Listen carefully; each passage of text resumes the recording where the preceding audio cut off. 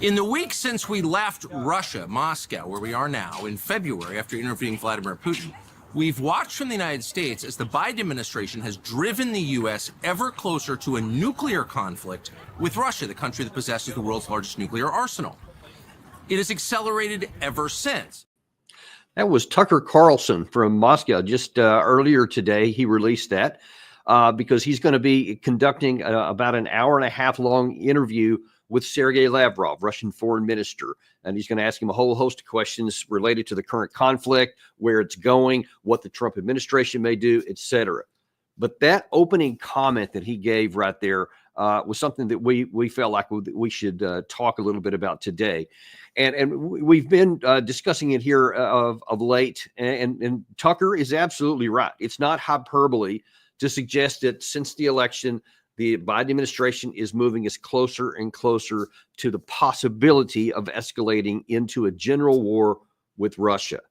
And of course, this one of the primary things is not just the continued support for Ukraine, not just continued the claim that they're going to be brought into NATO, but the specific military allowing U.S. Weapons that were in part operated by the United States troops to fire long-range weapons into Russia. Russia has already responded in one case, and we're waiting to see if anything else happens. So far, after the second round of long-range missiles where the USA ATACMS was launched into Russia, Russia said that they are going to respond, but thus far there hasn't been any. One can imagine that at least on the Trump team, there apparently is some back channel discussions going on. There's lots of that running around the news. I don't have any insider information on that from the Trump team. The people that I know don't have any knowledge about it. So I can't speak to that, but it does appear through the actions that maybe there is some discussions going on. There is some truth to those reports. And that would be a really good thing, because anything that can keep this from escalating further is only a good thing for the United States and the world, and even ironically for Ukraine as well.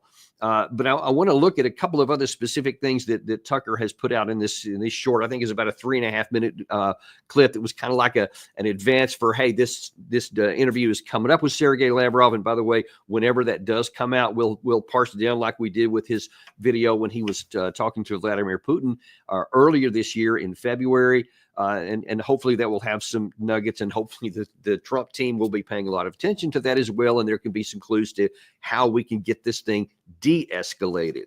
But first of all, I wanted to see what Tucker had said in terms of the absence or presence of diplomacy overall.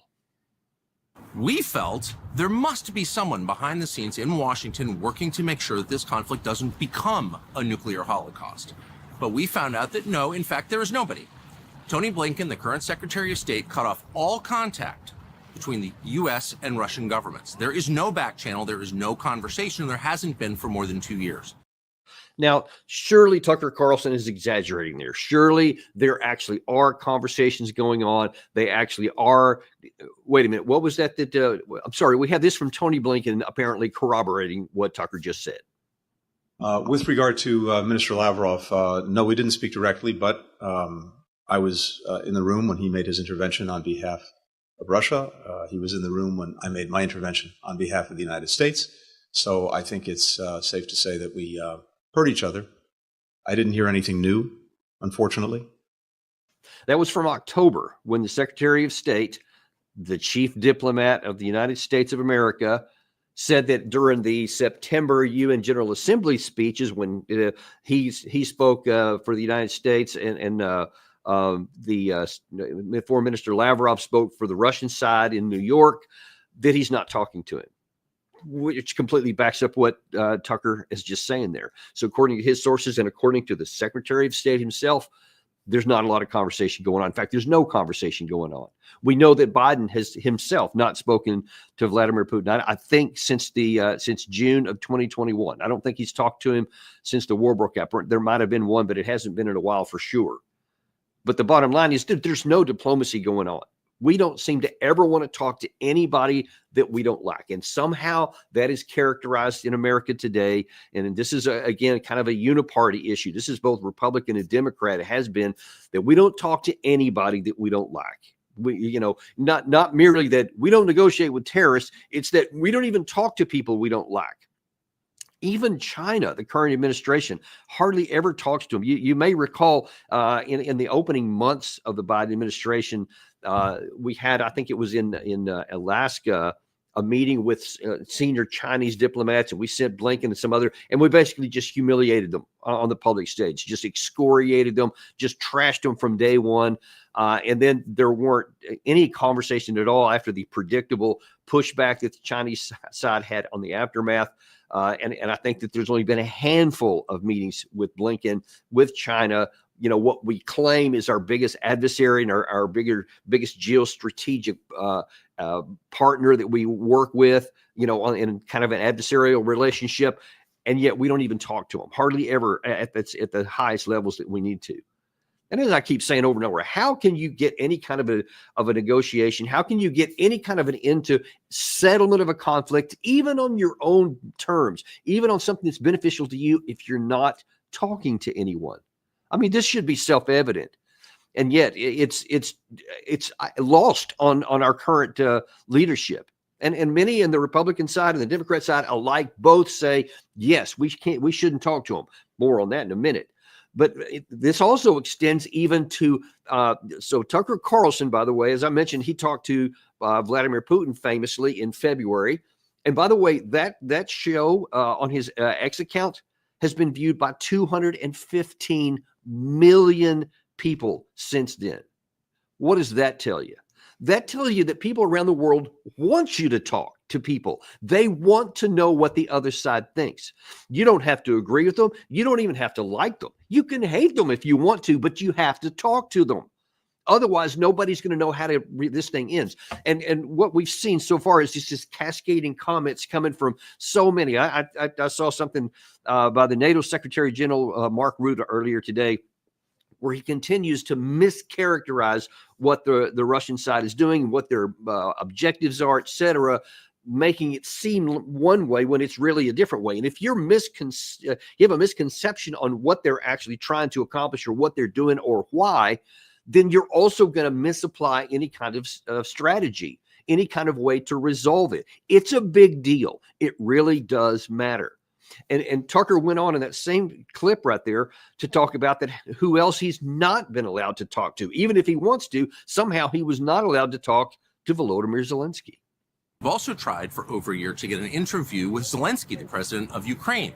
We've attacked that from a bunch of different angles. We've spoken to a lot of different people around him, had dinner with them. We've been in talks continuously, and those efforts have been thwarted by the U.S. government. The American embassy in Kiev, which our tax dollars pay for, told the Zelensky government, no, you may not do the interview. You can talk to CNN, you can't talk to us. So we've been unable to speak to him. Now, why do you suppose that would be? Even when Zelensky did talk to Sky News a few days ago, and we've shown a number of clips out of that interview, it's relatively friendly and just kind of, dances around the edge of some of the difficult questions, whereas Tucker Carlson almost certainly is going to ask hard questions. He didn't ask too many hard questions of Putin, though he did ask a handful back then. But one can imagine that, especially now that he's gotten a lot more comfortable with this, he's going to be asking some hard questions of Sergei Lavrov, or at least going to be asking questions that are hard for us to hear. And I think that's the issue there. Even back in February, where Tucker was talking, no one had been talking in the Western side to Vladimir Putin. We didn't have any idea what he thought about things. A lot of people can say, well, he was just giving disinformation. He was just saying things that, he wants people to hear. Fair enough. There's some of that. I mean, who doesn't give that when they speak? Certainly every person in the White House does that exact same thing on a daily basis. Zelensky does it every time he speaks. So we can assume that the Russians doing the same thing. But here's the thing. If you don't even hear what they say, you don't even have a chance to read between the lines. And when you hear, like the Secretary General, NATO Secretary General, mischaracterizing what it is, then you think that Putin must mean a different thing. And if you don't even hear their side, then we're going to be applying wrong policies. And listen, this goes even further than that, and even more than Tucker was talking about, at least on his video today. And that is in diplomacy general. Now, he mentioned that there was no conversation going on. You heard it straight from the secretary's mouth. I have not talked to Lavrov. President Biden has not talked to his counterpart at all. And when the Olaf, the leader of Germany, when he talked to Putin, made a phone call the other day, he was blasted in the Western media. He was blasted by Zelensky. Opens up a Pandora's box. Don't talk to Putin. Don't talk to anybody on the other side. We keep hearing that over and over. You had Viktor Orban earlier this year, went to Moscow to talk to him. He was ravaged in the Western press. How dare you talk to Putin? Because he wants the war to end. He understands that if you don't have any diplomacy, then the only thing that's left is force. And as I have shown painstakingly for the last year, ever since this channel has been in existence, there is no military path for Ukraine's success. There is only a military path for Ukrainian death. The longer we go on and the longer we continue with this fiction that there is some kind of a military path to success in any category for the Ukraine side, the more we condemn their people to death, either as a state and certainly individuals who are continuing to try to manufacture this or living up to the fiction that we're creating. All it's doing is getting the people we claim to be on our side killed and moving them closer and closer to a bleak future, if there's to be one at all. And that leads me to this next clip. This is from, I believe, earlier today from the Secretary of State, or maybe it's the Secretary of Defense. Let me ask you, watch this for what Biden or the Secretary of State, Anthony Blinken, is saying he's going to do for the remainder of these, I think it's 48 days until the changeover. They're going to do everything they can to get every dollar, $6 or $8 billion out the door to Ukraine before we leave. Now, when you watch this, tell me, does this sound like the Secretary of State or the Secretary of Defense? A big part of our focus here at NATO, we're focused in very practical, concrete ways, really on three things: making sure that it has the money, the resources it needs to sustain its economy and to sustain its defense. We've now managed, on the basis of the frozen sovereign assets, the Russian assets that are frozen, to get $50 billion to Ukraine that will be going out the door in the coming weeks, both from the United States and Europe, and that will carry Ukraine for some time into next year. Second, munitions and everything that goes with that, whether it's air defenses, whether it's missiles, whether it's armored vehicles, again, to make sure for many months ahead that Ukraine will have what it needs. The United States is pushing out the door everything that we can. And then finally, mobilization. This is critical because even with the money, even with the munitions, there have to be people on the front lines to deal with the Russian aggression. For every person, every soldier that Ukraine mobilizes, we're committed to making sure that they have the training and the equipment they need to effectively defend the country. Secretary of Defense or Secretary of State? Did you hear one word of diplomacy anywhere in that whole thing? Of course not. You heard everything you would expect to hear from the Secretary of War. That's what he was talking about: ammunition, weapons, supplies, money to keep the war going on. And then I think one of the most egregious, and I think history will show the most immoral thing that the United States has done, led by Secretary of State Blinken, is that he talks about the human cost for the Ukraine side and blithely just says, yes, we want to give them the training, the equipment, and everything they need to be successful. There is no amount of training or anything else that can be done at this point to be successful. All you're doing is getting them killed. So when you're trying to pat yourself on the back there about how great you're doing for the Ukrainian soldiers, all you're doing is condemning them to death. We have report after report. We've been telling you on this channel just yesterday, reports of up to 100,000 Ukrainian men have abandoned the fight and deserted. 100,000. It may be a lot more than that. That's what's being publicly reported in the Western press, and they usually undercount that kind of bad news. And we even know, because we've been talking about it in a bunch of the other Western press talks about how even the guys who show up after this so-called training, They might fight once and then they abandon their post afterwards, or they just do the minimum necessary because they can't do anything more than the minimum necessary. You cannot grab people off the streets, throw them in a uniform, give them, even if you did give them a month of training, very often they don't get that much. But if all of them got a month of training, you're not going to be able to be a successful army. That's a mass of privates, basically. You can't manufacture sergeants with 5 to 7 years of experience, or captains, company commanders with 7 to 8 years of experience, or battalion commanders, company first sergeants, sergeants majors, etc. Those things take 10, 15, 20 years to create. You cannot do it by just throwing somebody in uniform and throwing some rank on their collar. It doesn't matter. Now, anyone who studied war understands that. It's self-evident. And for these people at this level to sit there and say, we're going to provide that stuff for them and think there's going to be an outcome is immoral, because you're condemning them to death. And that's why this is so doubly egregious. Not only are we basically sacrificing their own lives in a futile effort, we're also putting at risk our own security by continuing down a path that can't succeed. Now, that's at the tactical level. Blinken added to his woes at the strategic level when he's talking about NATO. Ukraine is on an irreversible path to NATO membership, but we're focused on this in a practical way. We set up a dedicated NATO command whose purpose is to help speed Ukraine down that path to membership.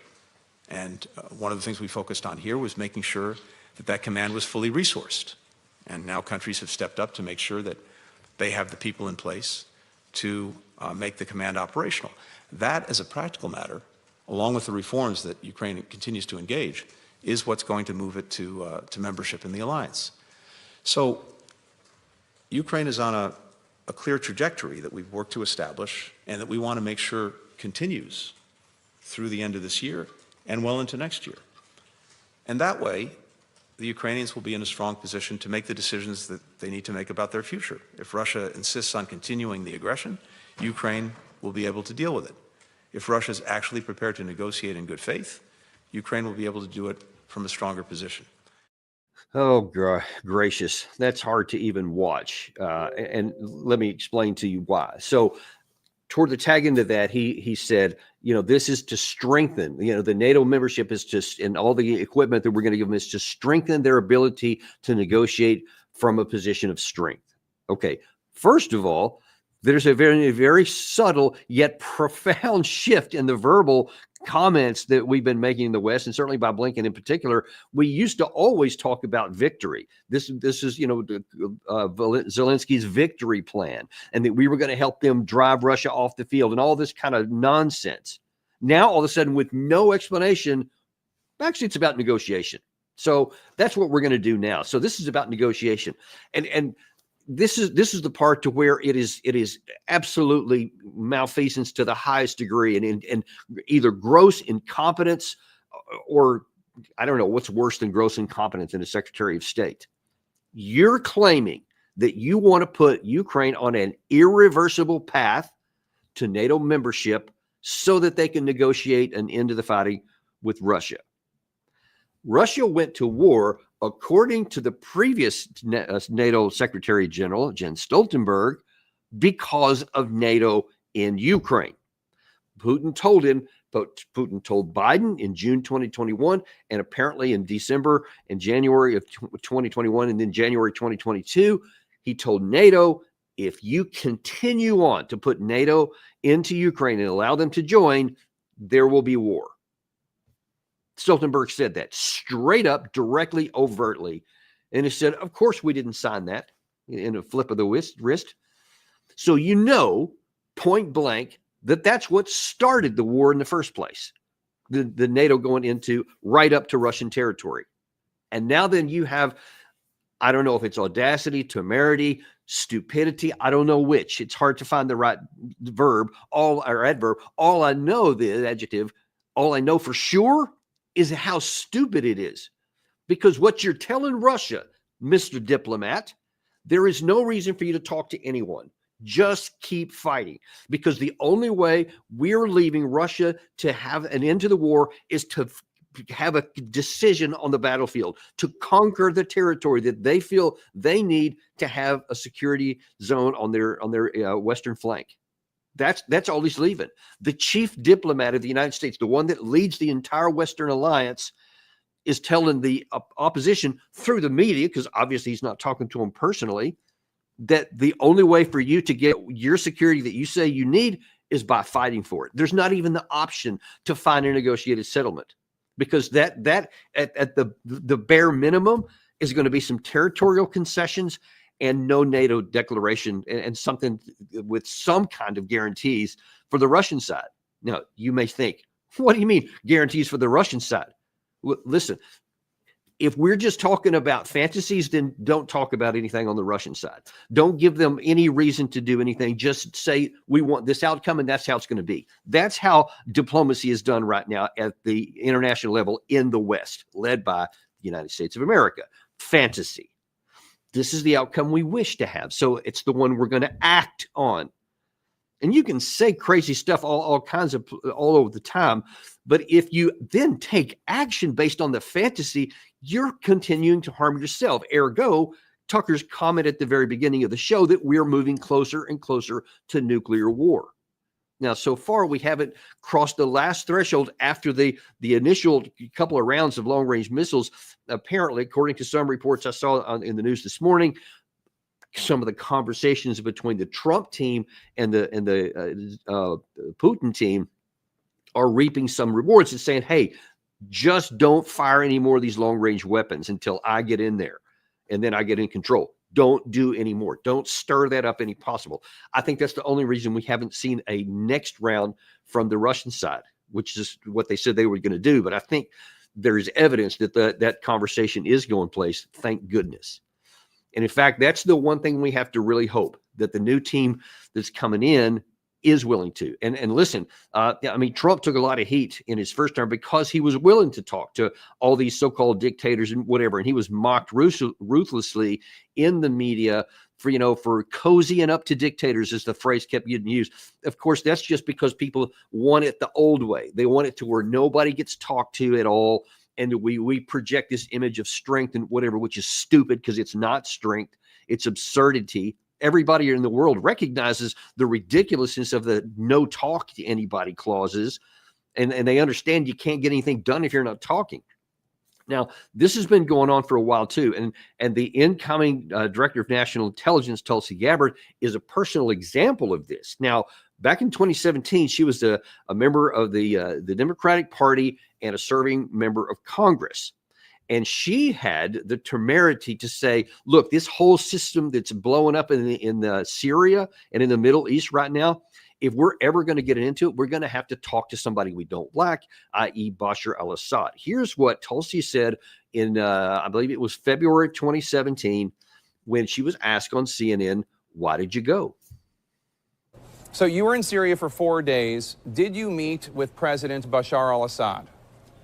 I did. My reason for going to visit Syria was really because of the suffering of the Syrian people that has been weighing heavily on my heart. I wanted to see if there was, in some small way, a way that I could express the love and the aloha and the care that the American people have for the people of Syria, and to see firsthand what was happening there, to see that situation there. What did Assad have to say? Initially, I hadn't planned on meeting him. When the opportunity arose to meet with him, I did so because I felt it's important that if we profess to truly care about the Syrian people, about their suffering, then we've got to be able to meet with anyone that we need to if there is a possibility that we could achieve peace. And that's exactly what we talked about. How dare she? How dare she want to achieve peace and be willing to do something about it? Because you may know at that time, the Obama administration had been doing stuff for a lot of years to try to support a number of different jihadi groups and other so-called rebel groups inside Syria to try and overthrow the Assad regime. They had fallen flat. You may also recall that some of the groups that the Pentagon funded and supported, and some of the groups that the CIA funded and supported, ended up fighting each other, as well as against the Syrian regime. ineffectively, as it turned out. And it was because of all of that inaction that the Russians then came in on the side of Bashar al-Assad, and their air power especially helped turn the tide in there and basically stop the advance of the Russian side. Tulsi said, hey, let's just get the war over with. Let's figure out what we can do. And is there any room for negotiation and discussions? And so that's why she went there originally, just to see, as you heard her say there, and then an opportunity came to talk to Assad, and she took it. And of course, she was vilified in the press afterwards for having the audacity to talk to Assad. And when one time specifically asked, is Assad an enemy of America? She says, no, we're not at war with Syria. So just self-evidently, no, he's not an enemy of the United States. We don't like him. We don't like his policies. We don't like some of the things he's doing that led to the Civil War, because he was definitely had dirty hands and bloody hands on that without question. She didn't question any of those things. She just said, that's the reality here. We're not at war against Bashar al-Assad. Ergo, he is not, technically speaking, rationally speaking, he's not our enemy. So you can hate him, but he's not your enemy. So let's talk to him and try to find if there's any way that we can help facilitate an end so that the suffering of the Syrian people comes to an end. If anyone actually cared about people in the Middle East or in Ukraine, then they would be having a lot different policies. This, in my view, exposes the horrible nature of the truth that many don't care about the people in these target areas. They only care about so-called harming XYZ, whatever other side is, whether it's Syria, Iran, or Russia, or North Korea, whatever, China. If we can harm them, then we could care less about the body count of the other people that we claim to want to support. Tulsi put her shoe leather on the line there. And in this other report here, I want to see from around the same time, they were asking her a little bit more about why she was doing what she did. She thinks the U.S. should focus on eliminating ISIS and al-Qaeda, not President Assad. We've got to end these destructive regime change war policies and take a stand for peace. A Democrat, she criticized the Obama administration's strategy of arming rebel groups. Most people are not aware of the fact that really since 2011, our government has quietly been providing weapons, money, intelligence, and other types of support, both directly and indirectly, to armed militant groups who are working with and allied with terrorist groups like al-Qaeda in this effort to overthrow the Syrian government.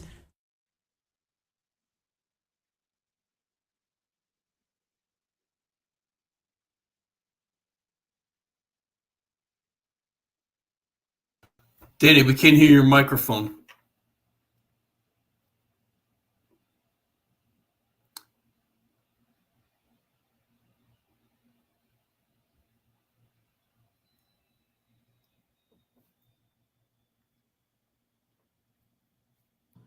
Okay, how about There we go. There we go. no earthly idea why? Thanks for letting me know. That's where things turned bad for Tulsi Gabbard in the Democratic Party. She took on the Obama administration and said, what we're doing is not working, it is failing, and it is causing disaster for the people of Syria. So we need a different policy. She called it out for what it was. And that's when really the party started turning against her. And then when she ran for president in the 2020 primary process for the Democrats, Hillary Clinton was just horribly against her, and you know, all the things that went down from there. So that was where basically the Democratic Party lost somebody that could have been a stalwart for them. Can you imagine if Joe Biden had selected her as his running mate instead of Kamala Harris in that election? Someone who had some genuine skills and could have produced positive outcomes for the United States by talking to whatever it took, by saying, like she did in that last clip there, things about ISIS, we're going after them. If there's an actual enemy of America, yes, go after them. She is still a serving member of the U.S. Army Reserves as a lieutenant colonel. So she is still willing to go into combat zones if that's what's required. And so someone who has been deployed to combat zones on at least 2 occasions should get a little bit more credibility for wanting to defend the United States and work. But unfortunately, that still is in the same arc that we don't have now. That we do have now, where you don't want to talk to anybody that you don't like. And hopefully that's changed. The fact that President Trump, President-elect Trump, chose Tulsi Gabbard to be the important position of the Director of National Intelligence, maybe that's going to indicate that he's willing to change that path again and to go back to something and maybe even expand it. The fact that he's talking about having negotiations at the beginning of his term with the Russia-Ukraine war. So hopefully what Tucker Carlson's going to discover here when he talks to Lavrov and publishes that interview, and again, you can count on us. We will parse that thing for you and show you the no kidding what it really means. Hopefully the Trump team will be watching and will take advantage of any openings that are presented there so that we can avoid any escalation, avoid us ever even thinking about having to fight a nuclear war with Russia. And for the people of Ukraine, who I do care about, and you just saw it, that the Tulsi Gabbard does care about that the people. So we want to see the Ukrainian people stop suffering by ending this war. There's a lot of stuff lost. Hundreds of thousands have been killed and wounded already. It's irreplaceable. They've lost basically 2 generations of people already, which is going to significantly damage and inhibit their ability to even recover from this. It's going to be a long, painful, expensive process already. But what we need to do is end that suffering so that we can begin the healing process. And that's just where we are. That's what needs to happen. Let's just hope that this current administration doesn't authorize any more long-range missile strikes, and that we have to get into a situation to where we're worried about kinetic response. Diplomacy, folks, that is the way. Genuine diplomacy, talking to anyone, people you like, people you don't like, looking out for the interests of the United States and the people we claim to want to support. That's where we need to go. Thank you very much for this. I appreciate this. This is a quick one that we did this morning because we saw this coming out from Tucker Carlson. And here in a couple of hours at 2 o'clock this afternoon, Colonel Doug McGregor is going to be talking about the Ukraine and NATO, Biden's kind of classic bait and switch. And we're going to see kind of another aspect of this whole lack of diplomacy issue where we say one thing, but we're doing something very different. Doug's going to talk to us about that. See you this afternoon at 2 p.m. on Daniel Davis Deep Dive.